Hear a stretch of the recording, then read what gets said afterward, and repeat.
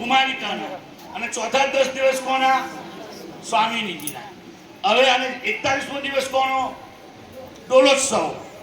હવે એક વસ્તુ તમે યાદ રાખો, આ 40 દિવસ પૂરા થાય એને 41 દિવસ બીજા, આ 40 દિવસ પૂરા થાય અને એના 41 દિવસ પછી ડોલોત્સવ જાય પછી પહેલા 10 દિવસ યમુનાજીના, બીજા 10 દિવસ ચંદ્રાવલીના, ત્રીજા 10 દિવસ કુમારિકાના, અને એના પછીના 10 દિવસ સ્વામિનીજીના. અને જેવા 40 દિવસ પૂરા થાય એટલે 41મા દિવસે શ્રી વલ્લભનું પ્રાગટ્ય હોય.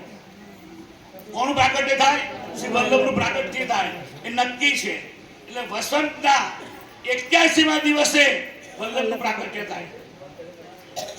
કોના? વસંતના 81મા દિવસે શ્રી વલ્લભનું પ્રાગટ્ય થાય.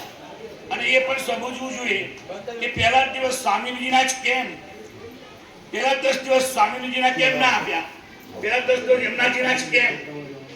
આ બહુ બહોળી લીલા છે, બહુ સમય જતો રહે એવો હોય છે, પણ એનો સમજી લેવાનું છે આપણે. એટલે આ રીતે પહેલા 10 દિવસ મગજમાં સ્થિર કરીને વિચાર કરજો કે યમુનાજીના શા માટે હોય છે. બીજા 10 દિવસ ચંદ્રાવલીના જ હોય છે કેમ? પછીના 10 દિવસ કુમારિકાના જ કેમ? અને એના પછીના 10 દિવસ સ્વામિનીજીના કેમ? હવે હજુ પણ સમજી લો, આ 10 દિવસ માં 4 મુખ્ય ક્રિયાઓ એમાં ઇન્વોલ્વ હોય. એમાં કેસરી રંગ, કોનો રંગ? સ્વામિનીજીનો રંગ. સફેદ રંગ, ચંદ્રાવલીનો રંગ. લાલ રંગ, કુમારિકાનો રંગ. અને શ્યામ રંગ, યમુનાજીનો. શ્યામ ના બોલાય, મેઘ શ્યામ. 10-20 દિવસ પૂરા થાય પછી પિચકારી આવે. અત્યારે પિચકારી આવે નહીં, પિચકારી પછી આવે. પિચકારી એ વ્રજભક્તનું સ્વરૂપ છે. પહેલા 20 દિવસમાં પિચકારીની એન્ટ્રી થાય નહીં. 20 દિવસ પછી પિચકારી આવે અને એ છે વ્રજભક્તોનું સ્વરૂપ છે. આ વ્રજભક્તો સ્વરૂપ હોવાને નાતે જો સમજી લો, એક જ વસ્તુ છે કે આ પુષ્ટિ માર્ગની અંદર આ વસ્ત્ર, સફેદ વસ્ત્ર ઢાંક્યા, સફેદ વસ્ત્ર ઢાંકી દીધા પછી ઠાકોરજીને ખીલાવાય. તો કયા સેવકે શ્રી ગુસાઈજીને સવાલ કર્યો કે વસ્ત્રો ઢાંકવાના કેમ, અને પુષ્ટિ માર્ગમાં દાસ્ય ભક્તિ એટલે શું? એવું કયા સેવકે ગુસાઈજીને સવાલ પૂછ્યો? ચાલ કોણ બોલો? ચાલો,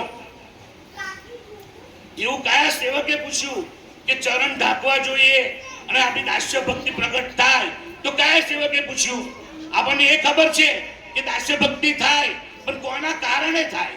કયા સેવકના કારણે દાસ્ય ભક્તિ પ્રગટ થાય છે? આવું ગુસાઈજીને કયા સેવકે કહ્યું હતું? બસ આ જ પુષ્ટિ માર્ગની મજબૂરી છે. આ જ પુષ્ટિ માર્ગની મજબૂરી છે. સોદાગર, કયા સેવકે? સોદાગર નામના સેવકે પૂછ્યું હતું. એના પૂછવાને કારણે આપણે પુષ્ટિ માર્ગમાં દાસ્ય ભક્તિ પ્રગટ કરીએ છીએ. તો પુષ્ટિ માર્ગમાં 40 દિવસ દાસ્ય ભક્તિ કેમ પ્રગટ કરવાની? દાસ્ય ભક્તિ નહીં પ્રગટ કરવાની. ચરણ ઢાંકીએ તો દાસ્ય ભક્તિ ઢંકાઈ જાય અને એના બદલે સખ્ય ભક્તિ પ્રગટ થાય અથવા માધુર્ય ભક્તિ પ્રગટ થાય. એટલા માટે ચરણ ઢાંકવાના. જો દાસ્ય ભક્તિ હોય તો ઠાકોરજીને આપણે શું કરીએ? પગે લાગીએ. અને પગે લાગીએ તો ખેલ કરવાનો આનંદ ના આવે. ખેલ કોની જોડે થઈ શકે? સરખે સરખા ભાવ હોય એની જોડે ખેલ થાય. અને જો પગે લાગવાનું મન થાય તો સમજી લેવાનું કે આપણને દાસ્ય ભક્તિ છે. પણ આ 40 દિવસ સખ્ય ભક્તિ અને માધુર્ય ભક્તિ પ્રગટ થાય છે. અને આ 40 દિવસ જો એક જ વસ્તુ છે કે ઠાકોરજીને જ્યારે પણ આપણા ઘરના ઠાકોરજીને ખેલાવો ત્યારે ચીબુક વળું કરવાનું હોય. શું કરવાનું હોય? ચીબુક વળું કરવાનું હોય. કેમ ચીબુક વળું કરવાનું હોય? કારણ કે આ 40 દિવસ પરકીય યુથના છે. કયા યુથના છે? પરકીય યુથના છે. અને પરકીય યુથના હોવાને કારણે 40 દિવસ ચીબુક કાઢવાનું અને ચીબુક કાઢી અને એના બદલે અબીલ લગાવવાનું. એવું શેમાં લખ્યું છે? રીંગણ કરત કાના આંગણ મેં. જે ઠાકોરજીને આરોગવાની તૂક છે એ આરોગવાની તૂકમાં 7મા નંબરની તૂક છે એ વાંચી લેવી. એમાં કયા નંબરની તૂક છે? 7મા નંબરની તૂક છે. એમાં લખ્યું છે કે ચીબુક કાઢી લેવું